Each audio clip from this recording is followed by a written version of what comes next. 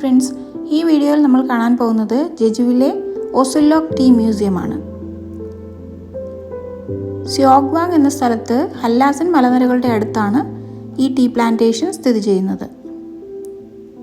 ഈ ഓസുലോക് എന്ന് പറയുന്നത് കൊറിയയിലെ ഒരു പ്രീമിയം ടീ ബ്രാൻഡാണ്. 1979 സൂസാങ്ഹ്വാൻ ആണ് ഈ ടീ കമ്പനി ആരംഭിച്ചത്. അതിനുശേഷം അമോർ പസഫിക് 2020 ഓസുലോക് കോർപ്പറേഷൻ എന്ന പേരിൽ ഇത് അതിൻ്റെ ഒരു അനുബന്ധ സ്ഥാപനമായി ഏറ്റെടുക്കുകയുണ്ടായി. പല വെറൈറ്റി ഫ്ലേവേഴ്സിലുള്ള ടീ പൗഡേഴ്സ് ഇവിടെ അവൈലബിൾ ആണ്. അപ്പോൾ അതൊക്കെ ഇവിടെ ഈ ഡിസ്പ്ലേയിൽ വെച്ചിട്ടുണ്ട്. ഓസുലോക്കിന് ജെജുവിൽ 3 ടീ ഫാംസ് ആണ് ഉള്ളത്. അതിൽ ഓരോയിടത്തും പ്രൊഡ്യൂസ് ചെയ്യുന്ന ടീ ഓരോ ടൈപ്പിലുള്ളതാണ്.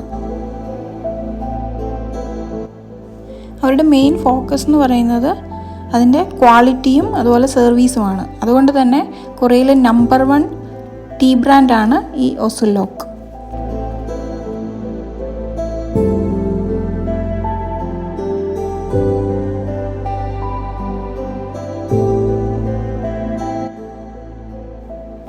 ഇതിവിടുത്തെ ഷോപ്പാണ്. അപ്പോൾ നമുക്ക് ടീ കുടിക്കണമെങ്കിലും അതുപോലെ ടീ പൗഡേഴ്സൊക്കെ വാങ്ങണമെങ്കിലും ഇവിടുന്ന് നമുക്ക് വാങ്ങാൻ പറ്റും.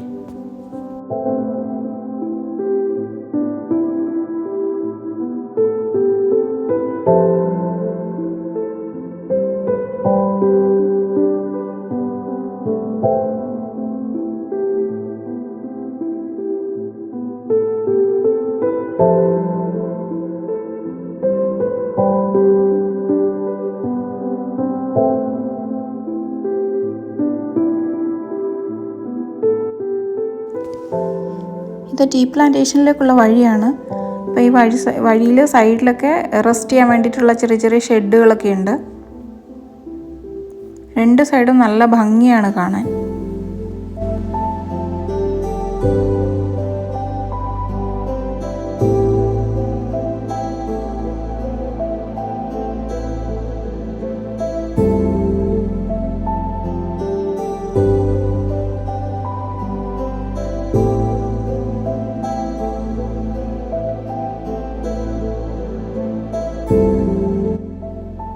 റെസ്റ്റ് ചെയ്യാനും ചില്ല് ചെയ്യാനുമായിട്ട് ഇവിടെ ഒരു ഇന്നസ്ഫ്രീ കഫേ ഷോപ്പ് ഉണ്ട്. ഈ ഇന്നസ്ഫ്രീ എന്ന് പറയുന്നത് അമോർ പസഫിക്കിൻ്റെ ഉടമസ്ഥതയിലുള്ള ഒരു കൊറിയയിലെ ഒരു കോസ്മെറ്റിക് ബ്രാൻഡാണ്. അപ്പോൾ ഇതിനകത്ത് നമുക്ക് പ്രോഡക്റ്റ്സ് ഒക്കെ വാങ്ങാവുന്നതാണ്.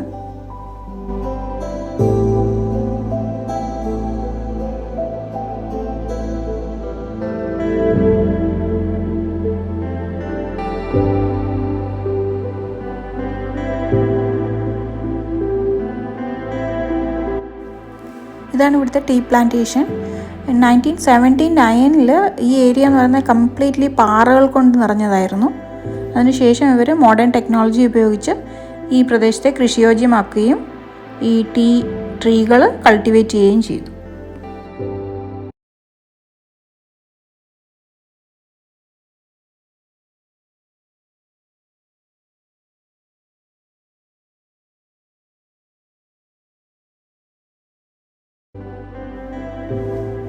ഇതാണ് ഇന്നസ്ഫ്രീ കഫേ ഷോപ്പിൻ്റെ ഉൾഭാഗം. ഇവിടെ ഇന്നസ്ഫ്രീ ബ്രാൻഡിൻ്റെ ഒരുവിധം എല്ലാ സ്കിൻ കെയർ പ്രോഡക്ട്സും അവൈലബിൾ ആണ്.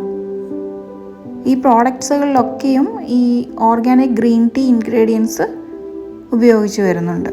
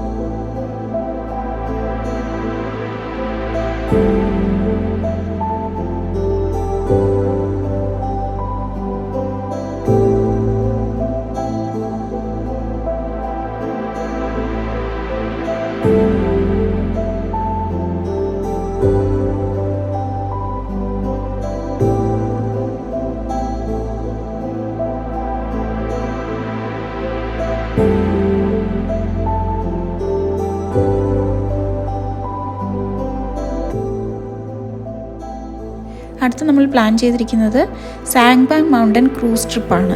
അതായത് സാങ്ബാൻ എന്ന് പറയുന്ന ഒരു ജെജുവിലെ ഒരു മൗണ്ടൻ ആണ്. അതിൻ്റെ സൈഡിൽ കൂടി നമ്മൾ ക്രൂസിൽ ഇങ്ങനെ യാത്ര ചെയ്യും. ജെജുവിലെ വെസ്റ്റ് കോസ്റ്റിലാണ് ഈ സ്ഥലമുള്ളത്. അപ്പോൾ നമ്മൾ ക്രൂസിൽ കയറി. അപ്പോൾ ഇതിൻ്റെ ടിക്കറ്റൊക്കെ ആക്ച്വലി നമ്മുടെ ഈ പാക്കേജിൽ ഉൾപ്പെടുന്നതാണ്. ഇതാണ് ഇതിൻ്റെ സീറ്റൊക്കെ.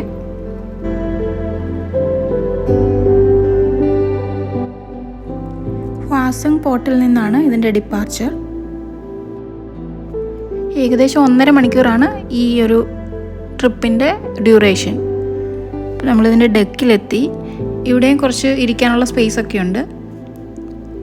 ഇവിടെ നോക്കുമ്പോൾ സീനറി വളരെ മനോഹരമാണ്.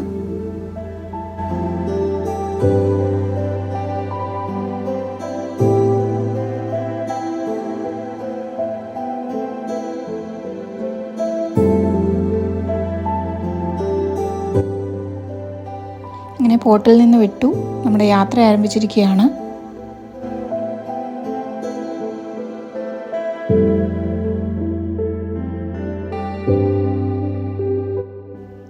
ഈ കാണുന്നതാണ് സാൻബാങ്സൺ മൗണ്ടൻ. ഇതിനൊരു ടിപ്പിക്കൽ ബെൽ ഷേപ്പ് ആണുള്ളത്. അപ്പോൾ ഈ അഗ്നിപർവ്വതം ഫോം ചെയ്യപ്പെട്ടത് കുറഞ്ഞ ദ്രവ്യതയുള്ള ട്രാക്കൈറ്റ് ആൻഡസൈറ്റ് കൊണ്ടാണ്. ഇതിനൊരു ഏകദേശം 395 മീറ്ററാണ് ഉയരം.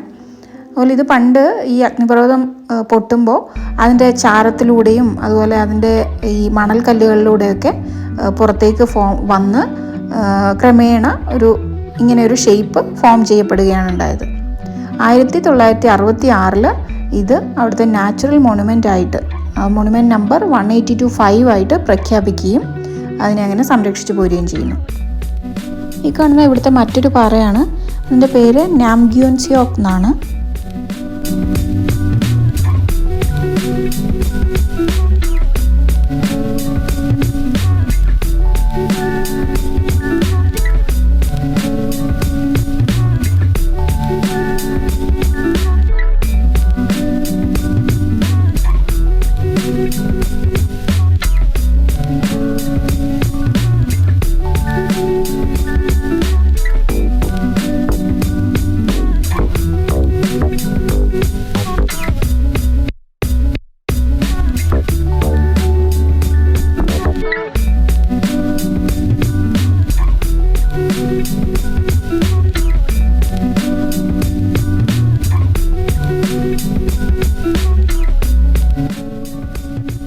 ഈ പാറയ്ക്ക് പറയുന്ന പേര് ഡ്രാഗൺ ഹെഡ് കോസ് എന്നാണ്. അതായത് ഈ സാൻബാങ്സൺ മൗണ്ടനിൽ നിന്നും ഈ കടലിലേക്ക് ഇറങ്ങിക്കിടക്കുന്ന ഒരു വ്യാളിയുടെ ഷേപ്പാണ് ഇതിനുള്ളത്. അതുകൊണ്ടാണ് ഇതിന് ഡ്രാഗൺ ഹെഡ് കോസ് എന്ന് പേര് പറയുന്നത്. ഇതും ഇവിടുത്തെ ഒരു നാച്ചുറൽ മോണുമെൻ്റ് ആണ്. മോണുമെൻ്റ് നമ്പർ 526 ആണിത്.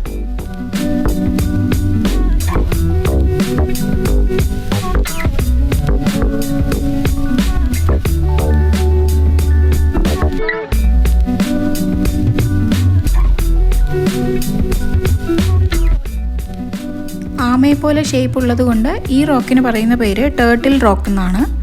അപ്പോൾ ഇവരുടെ ഒരു വിശ്വാസം എന്ന് പറയുന്നത് ഇവിടെ വന്ന് നമ്മൾ പ്രാർത്ഥിച്ചു കഴിഞ്ഞാൽ കാര്യങ്ങളൊക്കെ സാധിക്കും എന്നാണ്.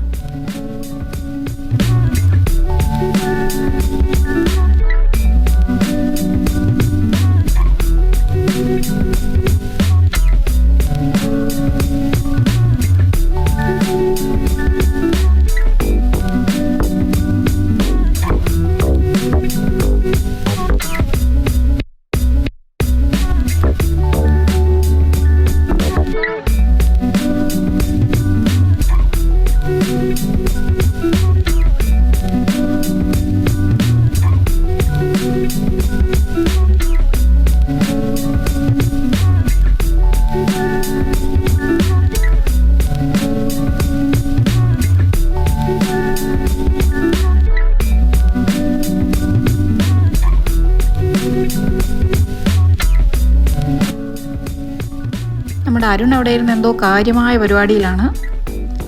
ഇതാണ് നമ്മുടെ ക്രൂസിൻ്റെ ഉൾഭാഗം. കുറേ ഫാനൊക്കെ വെച്ചിട്ടുണ്ട്. പിന്നെ അവിടെ കുറേ ബുക്സൊക്കെ ഉണ്ടായിരുന്നു. കടലിലൊരു മുതല കിടക്കുന്നത് പോലെ തോന്നുന്നത് കൊണ്ട് ഈ ഒരു പാറയ്ക്ക് പറയുന്ന പേരാണ് ക്രോക്കഡൈൽ റോക്ക്.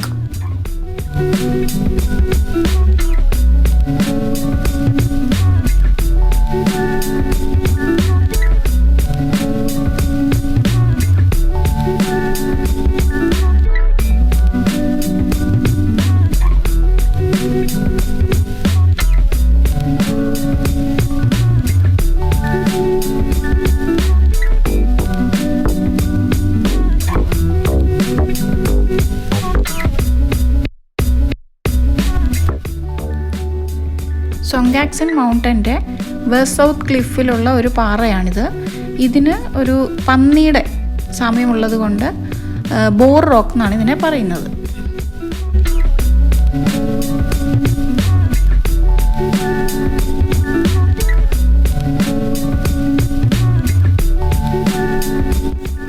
ഈ പാറയിൽ കാണുന്ന ഈ സ്ട്രക്ചറിന് പറയുന്ന പേരാണ് കോളംനാർ ജോയിൻസ്.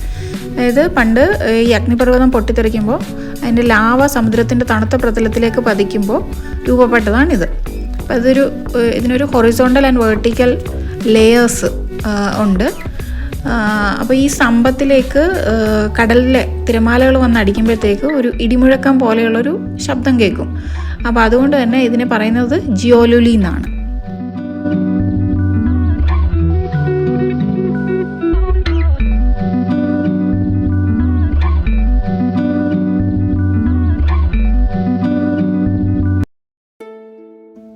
ഇവിടെ നമുക്ക് ആ കോളംനാർ ജോയിൻസ് വളരെ വ്യക്തമായിട്ട് കാണാവുന്നതാണ്.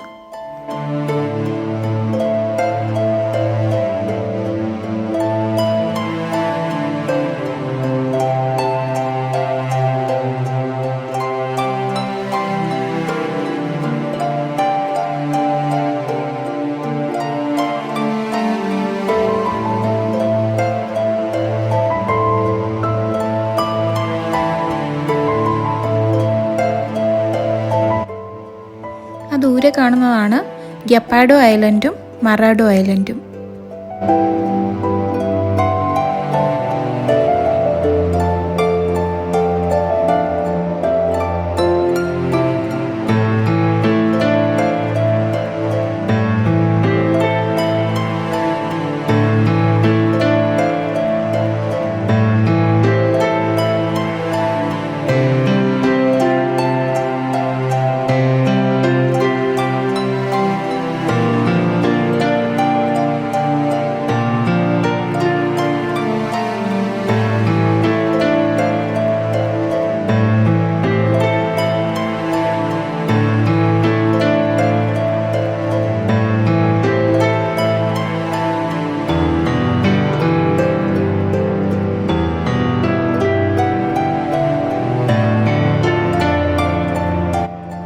ദൂരെ കൂടെ വേറൊരു ഷിപ്പ് പോകുന്നുണ്ട്.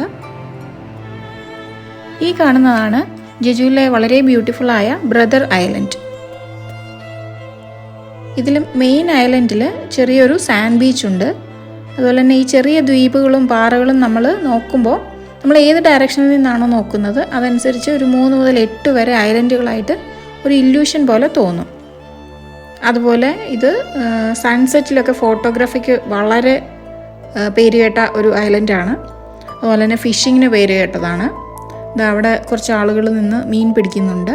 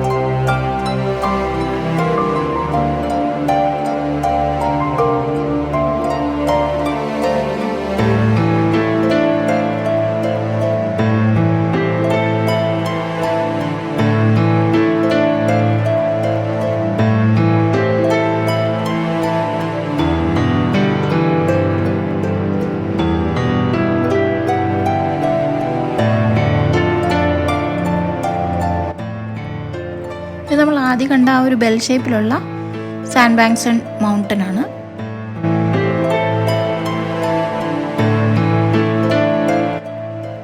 ഈ കാണുന്ന ചെറിയ പാറയ്ക്ക് തവളയുടെ ഷേപ്പ് ഉള്ളതുകൊണ്ട് അതിനെ പറയുന്നതാണ് ടോഡ് റോക്ക്. ആ നടുക്ക് കാണുന്നത്.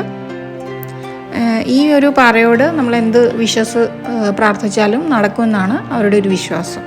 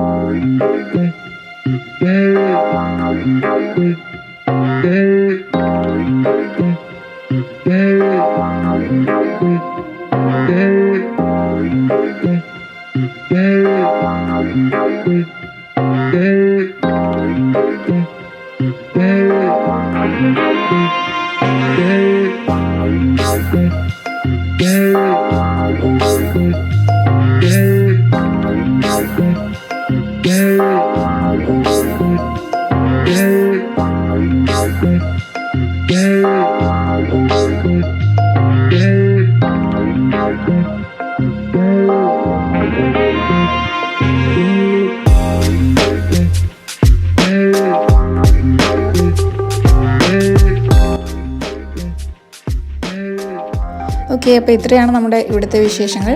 നമ്മൾ തിരിച്ചു പോവുകയാണ്. ഓക്കെ, നമ്മുടെ പോർട്ടിലെത്തി. എല്ലാവരും ക്രൂസിൽ നിന്ന് പുറത്തേക്ക് ഇറങ്ങുകയാണ്.